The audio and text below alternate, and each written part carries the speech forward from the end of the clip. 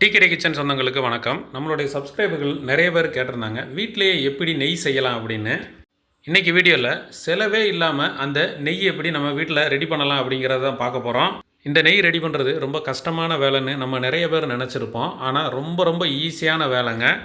இந்த நெய்யுக்காக நம்ம டெய்லி ஒரு 5 நிமிஷம் ஒதுக்கணும். அதுக்கப்புறம் மாதத்துக்கு ஒரு தடவை ஒரு அரை மணி நேரம் மட்டும் ஒதுக்கணும். டெய்லி நீங்கள் 5 நிமிஷம் ஒதுக்குறதுக்கு ரெடியாக இருந்தீங்கன்னா கண்டிப்பாக இந்த வீடியோவை முழுமையாக பாருங்கள்.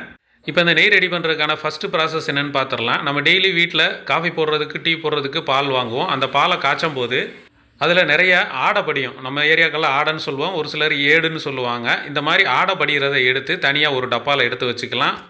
நீங்கள் எப்போவும் பாலை காய்ச்சி ஆற வச்சுட்டிங்கனாலே திரும்ப எடுத்து யூஸ் பண்ணுறதுக்கு முன்னாடி இந்த மாதிரி படிஞ்சிருக்கும். அதை எடுத்து நம்ம இந்த டப்பாவில் சேர்த்து வச்சுக்கலாம். இதை எடுக்கிறதுக்கு நமக்கு ஒரு 2 நிமிஷம் இருந்தாலே போதுமானது. எடுத்து வச்சுட்டு நம்ம எப்போயும் போல் மீதம் இருக்கிற பாலை யூஸ் பண்ணிக்கலாம். இந்த மாதிரி டெய்லி நீங்கள் காலையில் சாயந்தரம்னு பால் எப்போல்லாம் காய்ச்சி நீங்கள் வைக்கும் போதெல்லாம் ஆடை படிக்குதோ அந்த ஆடை எல்லாத்தையுமே இந்த டப்பாவில் சேர்த்து ஸ்டோர் பண்ணிக்கோங்க.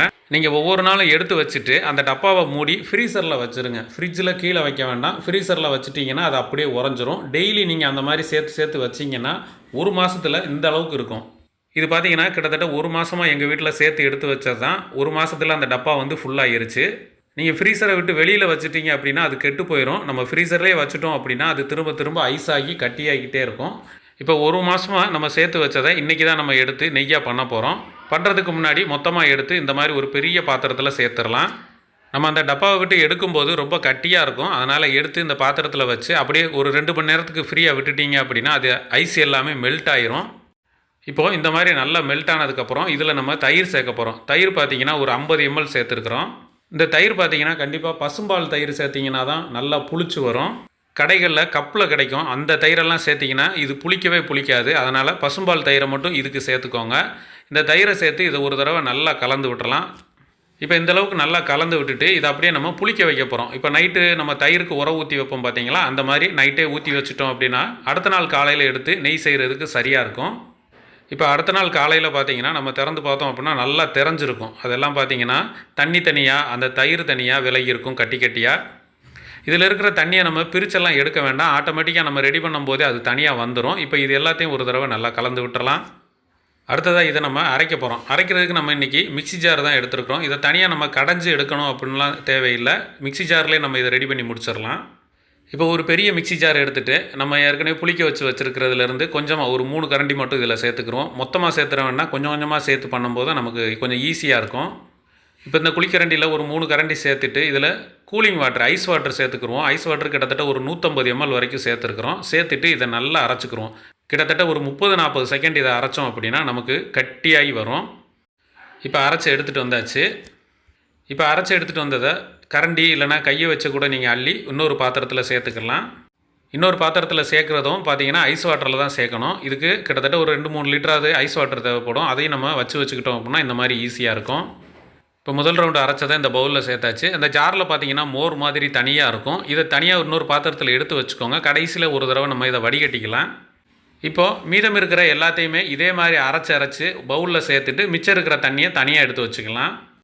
இப்போ 3 ரவுண்டு மொத்தமாக அரைச்சி இதில் சேர்த்தாச்சு. சேர்க்கும் போதே பார்த்தீங்கன்னா கையெல்லாம் நல்லா பிசுன்னு இருக்கும். அதை பற்றி ஒன்றும் இல்லை, நம்ம கடைசியாக ஃபைனலாக இது பண்ணிக்கலாம். இப்போ அந்த ஜாரில் மோர் மாதிரி இருந்தது பார்த்தீங்களா, அதை தனியாக நம்ம ஒரு வாட்டி வடிகட்டிக்கலாம். ஏன்னா அதுலேயும் பார்த்தீங்கன்னா அந்த வெண்ணெய் நல்லா படிஞ்சு போயிருக்கும். இப்போ வடிகட்டிட்டு அதையும் அரைச்சி நம்ம ஏற்கனவே சேர்த்து வச்சுருக்கிற அந்த பவுல்லையே சேர்த்து விட்டுருவோம். இப்போ இதை அரைக்கிறதுக்கு நமக்கு மொத்தமாக பார்த்தீங்கன்னா ஒரு 10 நிமிஷம் கூட ஆயிருக்காது. இப்போ அரைச்சி சேர்த்து வச்சுட்டு இந்த பவுல்லையே அந்த இருக்கிற கூலிங்கான தண்ணியில் இதை நல்லா பிசைஞ்சு விடணும்.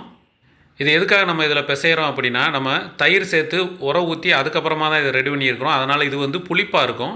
அந்த புளிப்பை எடுக்கிறதுக்காக தான் இந்த கூலிங்கான தண்ணியில் இதை நம்ம நல்லா அலசணும். இதை இந்த மாதிரி அந்த தண்ணியிலே நல்லா பிசைஞ்சு விடணும். இது கரைஞ்சிரும்னு நினைக்காதீங்க, கரையவே கரையாது. அது திரும்ப ஒன்றா சேர்ந்துக்கிட்டே தான் இருக்கும். கிட்டத்தட்ட ஒரு 2-3 நிமிஷத்துக்கு இந்த மாதிரி நல்லா பிசைஞ்சு விட்டுட்டு அப்புறமா இதை அப்படியே ஒன்று திரட்டிடலாம். ஒன்று திரட்டி பக்கத்தில் இன்னொரு பவுலில் ஐஸ் வாட்டர் சேர்த்து வச்சுருக்குறோம். அந்த ஐஸ் வாட்டரில் திரும்பவும் இதை சேர்த்துருவோம். இப்போ 2வது ரவுண்டு இதை நம்ம திரும்பவும் அலசி எடுக்க போகிறோம். அதே மாதிரி ஐஸ் வாட்டரில் நல்லா பிசைஞ்சு விட்டுக்கலாம். இந்த மாதிரி திரும்ப பிசையும் போது நமக்கு அதில் இருக்கிற புளிப்பு சுத்தமாக போயிடும். அதே மாதிரி அந்த பட்டரும் பார்த்திங்கன்னா நமக்கு மொத்தமாக உருண்டு திரண்டு வரும். இப்போ 2வது ரவுண்டு ஐஸ் வாட்டரில் இதை நல்லா பிசைஞ்சாச்சு. ஒரு 3 நிமிஷம் அளவுக்கு நல்லா பிசைஞ்சு விட்டுட்டு இதை திரும்பவும் உருட்டி எடுத்துடலாம். இதே மாதிரி 3 தடவை நம்ம இதை கழுவணும். கிட்டத்தட்ட இது 3வது தடவை தண்ணி சேர்த்துருக்குறோம் ஐஸ் வாட்டர் சேர்த்து மறுபடியும் இதை நல்லா பிசைஞ்சு கழுவி எடுத்துக்கலாம். இதை ரெடி பண்ணுறத பார்க்கும்போது உங்களுக்கு இது ஏதோ கஷ்டமான வேலையாக தெரியலாம். ஆனால் நீங்கள் இதை ஒரு தடவை மொத ரெடி பண்ணீங்க அப்படின்னா ரொம்ப ஈஸியாக இருக்கும். அப்புறம் எப்போவுமே நீங்கள் மாதம் இதே மாதிரியே நீங்கள் வீட்டில் ரெடி பண்ண ஆரம்பிச்சிருவீங்க. இப்போ 3வது ரவுண்டு ஐஸ் வாட்டரில் கழுவி எடுத்து இருக்கிற பட்டர் எல்லாத்தையுமே நல்லா உருட்டி எடுத்தாச்சு ஒரு பெரிய பால் சைஸுக்கு. இப்போது இந்த இடத்துல ஒரு முக்கியமான விஷயம், இது வந்து பட்டர் நமக்கு ரெடியாக இருக்குது. இந்த பட்டரே நமக்கு போதும், இதையே நம்ம யூஸ் பண்ணிக்கலாம் அப்படின்னு நீங்கள் நினச்சிங்க அப்படின்னா இதையே வந்து ஒரு பெரிய டப்பாவில் அடைச்சி வச்சுக்கோங்க. அடைச்சி ஃப்ரீசரில் வச்சுக்கோங்க. தேவைப்படும் போதெல்லாம் எடுத்து கொஞ்சம் கொஞ்சமாக நீங்கள் பட்டராக கூட யூஸ் பண்ணிக்கலாம். நீங்கள் பட்டர் கடையிலே வாங்க வேண்டியது இருக்காது. அதே மாதிரி இந்த ப்ராசஸும் பார்த்தீங்கன்னா உங்களுக்கு இந்த அளவுலேயே முடிஞ்சிடும். இப்போ இதுக்கு அடுத்து இதை நெய்யை எப்படி ரெடி பண்ணலாம் அப்படிங்கிறதான் பார்க்க போகிறோம். இப்போ அடுப்பில் ஒரு கடாயை எடுத்து வச்சுட்டு அந்த கடாயில் நம்ம ரெடி பண்ணி வச்சுருக்கிற பட்டரை எடுத்து உள்ளே சேர்த்துக்கலாம். ஒரே ஒரு உருண்டை பெரிய சைஸ் உருண்டையாக நமக்கு கிடச்சிருக்குது. இப்போ அடுப்பை பற்ற வச்சு நம்ம இதை உருக்கிக்கலாம். ஒரு ஸ்பூன் இல்லைனா பெரிய கரண்டி இந்த மாதிரி வச்சு அப்படியே சுற்றிக்கிட்டே இருந்தோம் அப்படின்னா கொஞ்சம் கொஞ்சமாக கீழே உருகி வந்துக்கிட்டே இருக்கும். இப்போ இன்றைக்கி நம்ம ரெடி பண்ண அளவு பார்த்திங்கன்னா நெய் நமக்கு எவ்வளோ கிடச்சுன்னா கிட்டத்தட்ட ஒரு 300 ml அளவுக்கு கிடச்சிது. இந்த 300 ml நெய்ங்கிறது நமக்கு ஒரு வீட்டுக்கு ஒரு மாதத்துக்கு தேவையான அளவு போதுமானது தான். இதுக்காக நம்ம எக்ஸ்ட்ரா எந்த செலவும் பண்ணலை. ஏற்கனவே நம்ம எப்பவும் பால் காய்ச்சறது தான். அந்த காய்ச்சல பாலில் இருந்து கொஞ்சம் ஆடையை மட்டும் தனியாக எடுத்து வைக்கிறோம். அந்த ஒரு சின்ன வேலை மட்டும்தான் பார்க்குறோம். ஆனால் பார்த்திங்கன்னா நமக்கு ஒரு மாதத்துக்கு தேவையான நெய் இதிலேயே கிடச்சிருது. எந்த பொருளையும் வேஸ்ட் பண்ணாமல் பண்ணணும்னு நினைக்கிறவங்க கண்டிப்பாக இந்த மாதிரி செஞ்சு பாருங்கள். உங்களுக்கு சூப்பரான நெய் கிடைக்கும். இப்போ கிட்டத்தட்ட ஒரு 5 நிமிஷத்துக்கு மேலே ஆச்சு. நம்ம சேர்த்த பட்டர் எல்லாமே நல்லா உருகிருச்சு. அந்த நுரை பார்த்திங்கன்னா நம்ம அதில் தண்ணி சத்து இன்னும் இருக்கிறதுனால அது அப்படியே நுரைச்சி வந்துக்கிட்டே தான் இருக்கும். நம்ம தொடர்ந்து விடாமல் இந்த மாதிரி கலந்து விட்டுக்கிட்டே இருக்கும்போது அந்த தண்ணி எல்லாமே நல்லா ஆவியாகி நமக்கு ஒரு சுத்தமான நெய் மட்டும் அதில் நிற்கும். இதை காய்ச்சும்போது அடுப்பை மீடியம் ஃப்ளேம்லேயே வச்சுக்கோங்க, போதுமானது தான். இப்போ தொடர்ந்து நம்ம அப்படியே கிண்டி விட்டுட்டே இருக்கும்போது நமக்கு அந்த தண்ணி சத்து எல்லாமே நல்லா வற்றி வந்துருச்சு. இது எந்த ஸ்டேஜில் நம்ம இறக்கணும், நெய் நமக்கு கரெக்டாக பக்குவமாக ரெடியாக இருக்கா அப்படிங்கிறது தான் இதில் ரொம்ப முக்கியம். ஏன்னா நெய் ஆகுறதுக்கு முன்னாடியே நம்ம இறக்கி வச்சிட்டோம் அப்படின்னா சீக்கிரமாக அது கெட்டு போயிடும். அதனால் அந்த நெய்யோட பக்குவத்துக்கு கரெக்டாக நம்ம அதை முருக வச்சு எடுக்கணும். இப்போ இதை நம்ம காய்ச்ச ஆரம்பித்து கிட்டத்தட்ட 10 நிமிஷம் ஆச்சு. இப்போ தான் நமக்கு கொஞ்சம் கொஞ்சமாக அந்த நெய் பக்குவத்துக்கு வந்துக்கிட்டு இருக்குது. இப்போ இந்த நெய் நல்லா முருகி வருது எப்படி நம்ம கண்டுபிடிக்கணும் அப்படிங்கிறதுக்காக தான் இதில் வந்து முருங்கை இலை சேர்க்க போகிறோம். முருங்கை இலை இல்லைனா கருவேப்பிலை சேர்த்துக்கலாம். இப்போ ஒரு 2 இனுக்கு அளவுக்கு இந்த முருங்கை இலையை சேர்த்துருக்கோம். நமக்கு முருங்கை இலை சேர்க்கும் போது நல்லா வாசனையாகவும் இருக்கும். இந்த பக்குவத்துக்காகவும் நம்ம இந்த முருங்கை இலையை சேர்த்துக்கலாம். இப்போ முருங்கை இலையை சேர்த்துட்டு அப்படியே நல்லா கலந்து விட்டுக்கலாம். நார்மலாக நம்ம தாளிக்கும் போது கருவேப்பிலை எண்ணெயில் போட்ட உடனே சல்லுன்னு பொரிஞ்சு வரும். அதே மாதிரி இந்த முருங்கை இலையும் இந்த நெய்யில் எப்போ பொரிஞ்சு வருதோ அதுதான் நமக்கு ஒரு கரெக்டான ஒரு பக்குவம். அதாவது பட்ரு உருகி நமக்கு ஒரு எண்ணெய் பக்குவத்துக்கு அது வரணும். அப்படி வந்துருச்சுனாலே இந்த முருங்கை இலை நமக்கு பொரிஞ்சிரும். மீடியமான தீயில் அப்படியே மெதுவாக கலந்து விட்டுக்கிட்டே இருப்போம். முருங்கை இலை சேர்த்து ஒரு 4-5 நிமிஷத்துலேயே பார்த்திங்கன்னா இந்த மாதிரி நல்லா நுரைச்சி வரும். நம்ம சேர்த்த முருங்கை இலையும் பார்த்திங்கன்னா நல்லா பொரிஞ்சிருக்கும். கையில் எடுத்து பார்த்தோம் அப்படின்னா நல்லா மொறுன்னு இருக்கும் முருங்கை இலை. இந்த நேரத்தில் நெய்யும் பார்த்திங்கன்னா நமக்கு கலர் கொஞ்சம் லேசாக ப்ரௌன் ஆகி வர்ற மாதிரி தெரியும். இந்த இடத்துலையே நம்ம இதை ஸ்டவ் ஆஃப் பண்ணிடலாம்.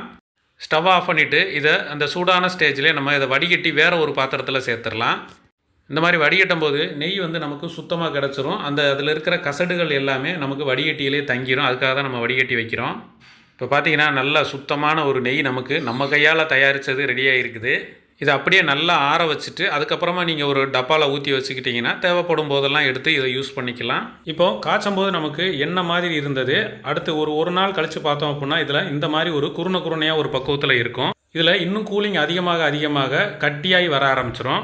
அவ்வளோதாங்க, நமக்கு ஒரு சூப்பரான நெய் வீட்டிலே ரெடி பண்ணியாச்சு. நீங்களும் வீட்டில் இதே மாதிரி ரெடி பண்ணி பார்த்துட்டு மறக்காமல் எப்படி இருந்துச்சுங்கிறத கமெண்ட்டில் சொல்லுங்கள். நன்றி, வணக்கம்.